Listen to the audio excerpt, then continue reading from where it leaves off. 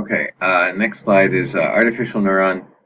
The topic is connection weights, bias, activation function. Wasn't that the same as before? Yeah. Okay. So anyway, um, so here we're going to talk about the function g. So g takes the inputs and does something to it. So we're going to say the inputs are, we're going to simplify it. We're not going to have a million inputs like here. We're just going to have two.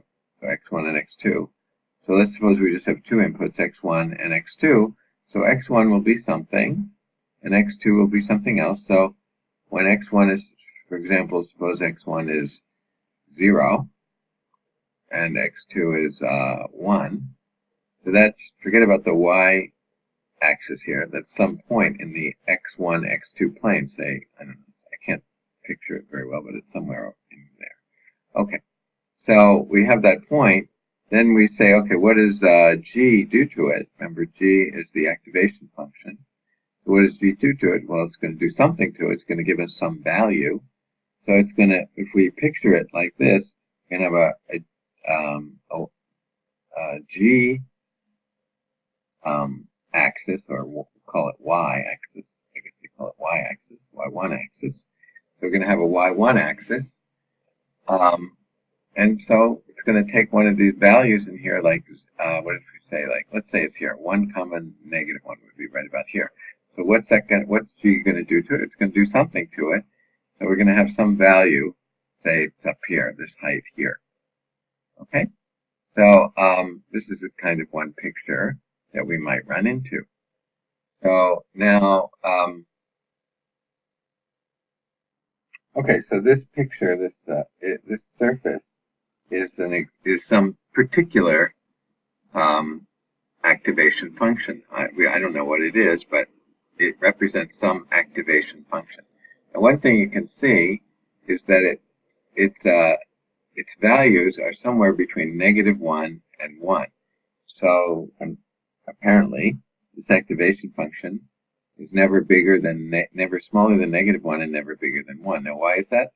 That's the kind we define activation functions in that way. We only want them to be in this range. So we're going to limit ourselves to activation functions that are at least always between -1 and 1. Now, if the x and y values result in a point down in this region, then the height is going to be 0, by -1. And if it's in this region over here, then the height is going to be back up to here, which is apparently about 1. So it's going to take certain values of x1 and x2 and map them to this height, take other values of x1 and x2 and map them to this lower height. Okay? So this one looks like it's always either -1, the height is always either -1 or +1. So that would mean that it's a binary. We can say that the activation function is like a binary classifier. It means it takes inputs and maps them either to -1 or +1. It's only mapping them to two possible values. That would be called a binary classifier, classifying inputs into one of two possible categories. In this case, -1 and +1. Now, this is a little bit complicated, but for the activation functions that we're going to use, for the g functions that we're going to use, it turns out that the weight vector, remember we had a weight vector here, this weight vector, this is the transpose of the weight vector, but anyway, we had a weight vector. And a weight vector is basically a W1 and a W2 in our case, because we only have two inputs. So it's gonna be like 3, 2 or something like that. If W1 is 3 and W2 is 2, then it'll be 3, 2.